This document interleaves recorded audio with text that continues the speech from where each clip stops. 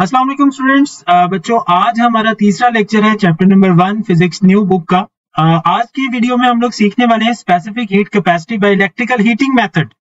बच्चों, इससे पिछली वीडियो में अगर आपने वो नहीं देखी तो आप प्लेलिस्ट में जाके इससे प्रीवियस वीडियो देख सकते हैं। उसमें हमने सॉलिड्स और लिक्विड्स का स्पेसिफिक हीट कैपेसिटी फाइंड करने का मेथड पढ़ा था, उसको हम कहते हैं मिक्सचर मेथड।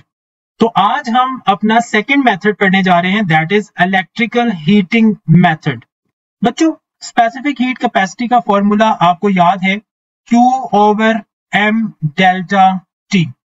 अब देखिए, हमने specific heat capacity basically law of conservation of energy हम इस्तेमाल कर रहे थे कि एनर्जी हम हीट की फॉर्म में प्रोवाइड करते थे और देखते थे कितना टेम्परेचर में राइज हो रहा है।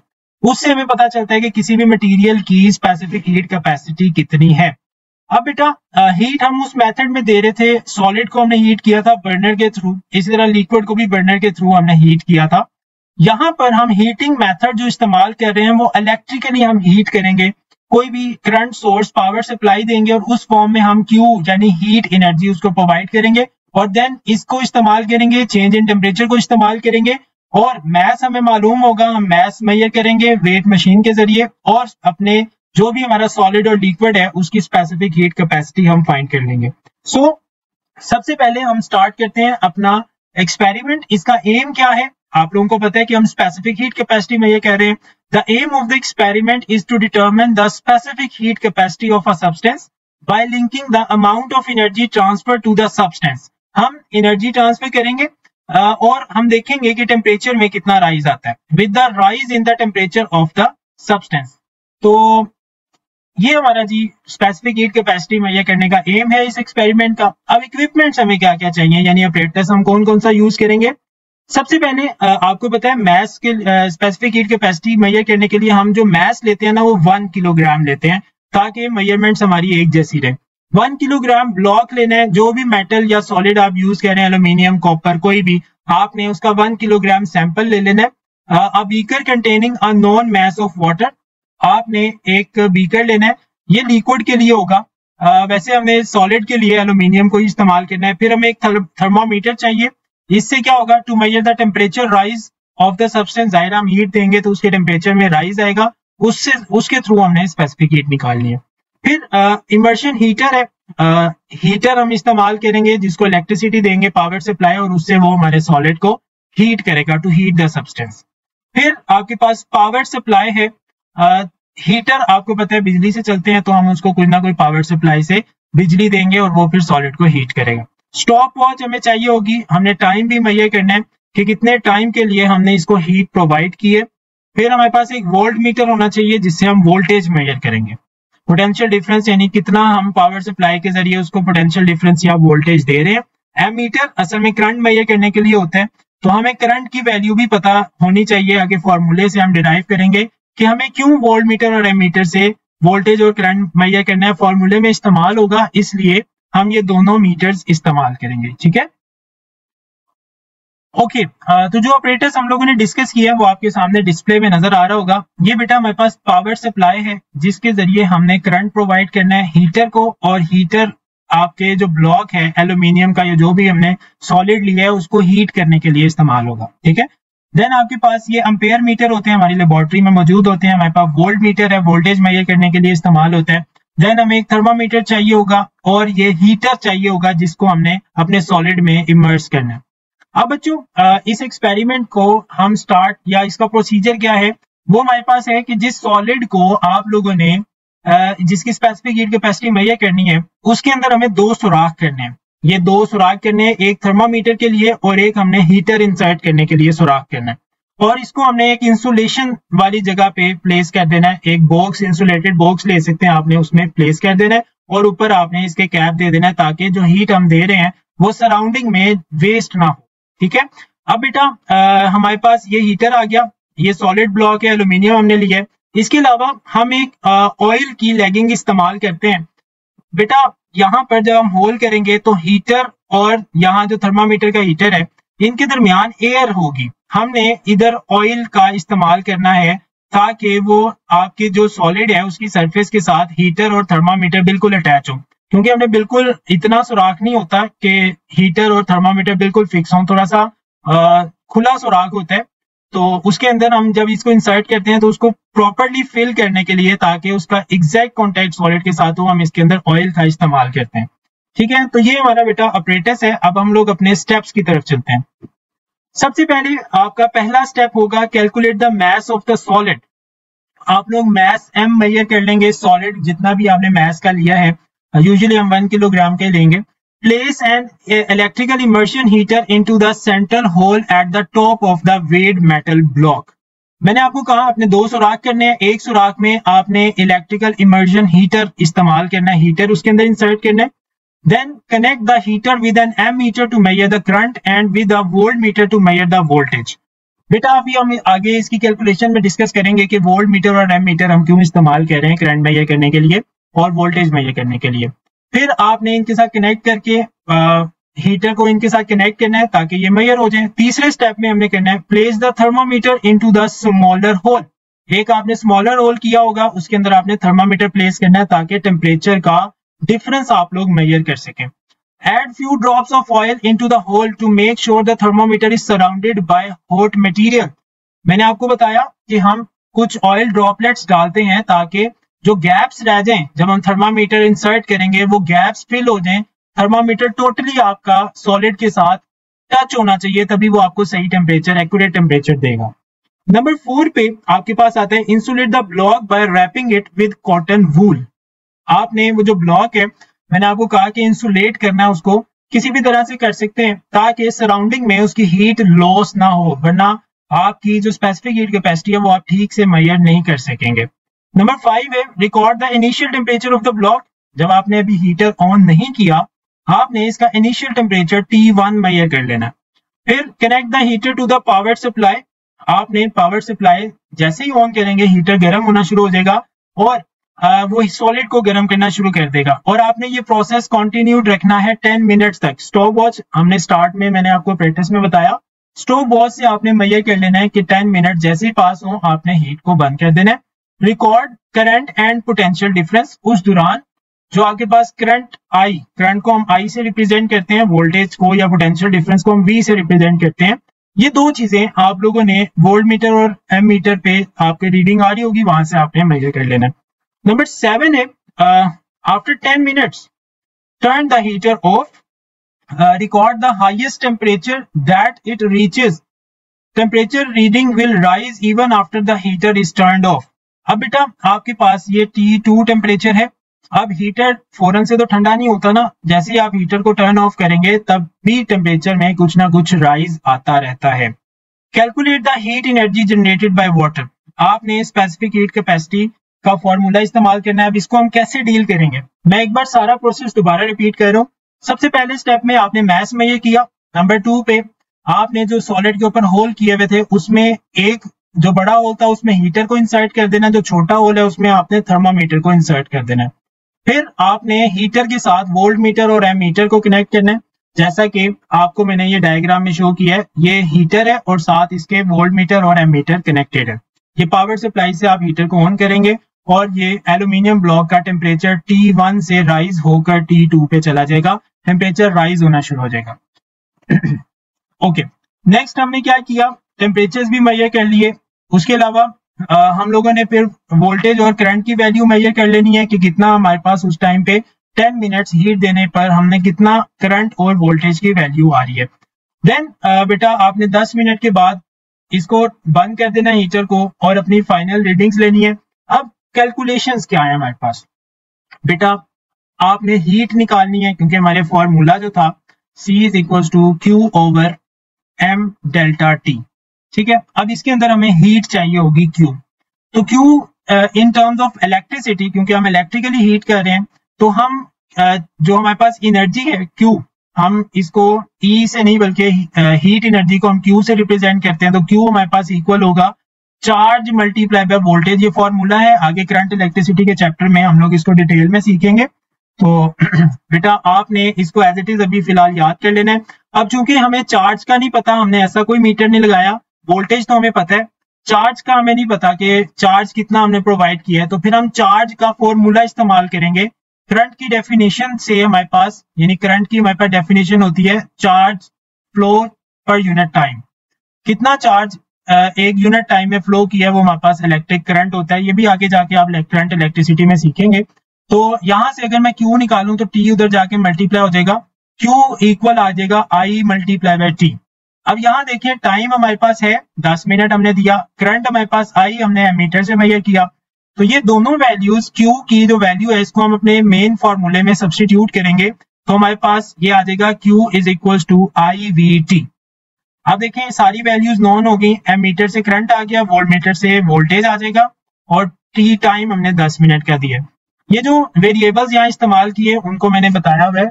Q हमारे पास थर्मल एनर्जी है जो कि हम सॉलिड को हीट करने के लिए प्रोवाइड कर रहे हैं इन जाउल। Q स्मॉल q हमारे पास चार्ज है, ये कूलम्स में होता है। I हमारे पास करंट है एम्पेयर्स में, V पोटेंशियल डिफरेंस या वोल्टेज है, ये वोल्ट्स में होता है। टाइम हम 10 मिनट दे रहे हैं लेकिन हम इसको सेकंड्स में कन्वर्ट करके यहाँ पे पुट करेंगे। अब बेटा हमारे पास Q इक्वल्स टू IVT है, ये आप अपने मेन फॉर्मूले में ऊपर जहां Q होता है वहां पुट करेंगे, वहां IVT आ जाएगा, नीचे M और टेम्परेचर डिफरेंस डेल्टा T हमारे पास आएगा। फाइनल टेम्परेचर जो हमने हीट करने के बाद में ये किया होगा माइनस हम इनिशियल जो रूम टेम्परेचर था उसको माइनस करेंगे तो टेम्परेचर डिफरेंस आ जाएगा। तो डेल्टा T की जगह हम ये पुट करेंगे। तो ये सारी वैल्यूज पुट करने के बाद जो कि हमारे पास नॉन है, हम अपने सॉलिड की स्पेसिफिक हीट कैपेसिटी निकाल सकते हैं। तो ये बेटा हमारा सिंपल सा मेथड है। अगर आप देखें मिक्सचर मेथड से ये वाला मेथड आपके लिए कदरे आसान है और ज्यादा मुश्किल नहीं है। जस्ट हम हीट को बर्नर की बजाय करंट के थ्रू दे रहे हैं और हमने उसके अकॉर्डिंग फॉर्मूले लगा के अपनी स्पेसिफिक हीट कैपेसिटी निकाल ली। सो यहां तक हमारा सॉलिड का पोर्शन था। अब हम मूव करते हैं अपने लिक्विड की, इसी मेथड से हम किस तरह से स्पेसिफिक हीट कैपेसिटी निकाल सकते हैं। तो बच्चों अब हमारे पास बारी आती है specific heat capacity of a liquid find करने की। सारा मेथड वही है, बस इसके अंदर कुछ चीजें डिफरेंट हैं सॉलिड से कंपेयर करें तो। ये मेथड कुछ ना कुछ जो मिक्सचर मेथड है उससे मिलता जुलता है। बच्चों इसके अंदर हम सॉलिड की जगह पर हम तो सॉलिड को एज इट इज उसके साथ हीटर और थर्मामीटर कनेक्ट करते थे। यहाँ पर इस मेथड में हम अगेन एक कैलोरी मीटर का सहारा लेंगे। आपको याद है कैलोरी मीटर एक बीकर होता है जिसके अंदर हम लिक्विड लेते हैं और उसके साथ हम थर्मामीटर और स्टिरर अटैच कर देते हैं तो वो एक कैलोरी मीटर होता है। ये हमारे पास एक्यूरेटली हीट मेजर करने के लिए एक इंस्ट्रूमेंट होगा। सो हमने इसके अंदर क्या करना है, सॉलिड की जगह पर कैलोरी मीटर में हमने लिक्विड ले लेना है। एक ढक्कन लिड ऐसा लेना है जिसके अंदर तीन सुराख हों, एक हीटर के लिए, एक थर्मामीटर के लिए और एक स्टिरर के लिए, ताकि हम पानी को मिक्स कर सकें। ठीक है। और अगेन हम हीटर के साथ क्या क्या कनेक्ट करेंगे, हमारे पास पावर सप्लाई होगी, देन हमारे पास जाउल मीटर या अलहदा से एमीटर और वोल्ट मीटर हम लोग इस्तेमाल कर लेंगे जिससे हमारे पास हम वोल्टेज और करंट मुहैया कर सकें। डायरेक्ट जाउल मीटर भी होता है लेकिन आपकी बुक में चूंकि वोल्ट मीटर और एम मीटर के जरिए अलहदा वोल्ट मीटर वोल्टेज और करंट मेजर किए तो आप वो भी कनेक्ट कर सकते हैं।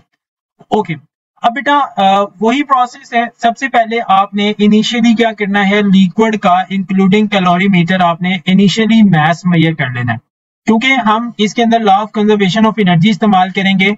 जितनी हीट हम हीटर के थ्रू देंगे सिस्टम को, वो एब्जॉर्ब कौन कौन करेगा, एक तो पानी एब्जॉर्ब करेगा, पानी की हीट होगी, प्लस कैलोरीमीटर की हीट QC। जितनी हीट हीटर रिलीज करेगा वो हीट वाटर और कैलोरीमीटर मिलके एब्जॉर्ब करेंगे और ओवरऑल हमारे पास हीट जो है वो कांस्टेंट रहेगी, बस एक फॉर्म से एक जगह से दूसरी जगह ट्रांसफर हुई है। इसी को हम law of conservation of energy कहते हैं। बच्चों यहाँ पे हम जो Q ऑफ हीटर है ये तो हम अगेन उसी मेथड से इस्तेमाल करेंगे जो प्रीवियसली मैंने आपको फॉर्मूला बताया है IVT।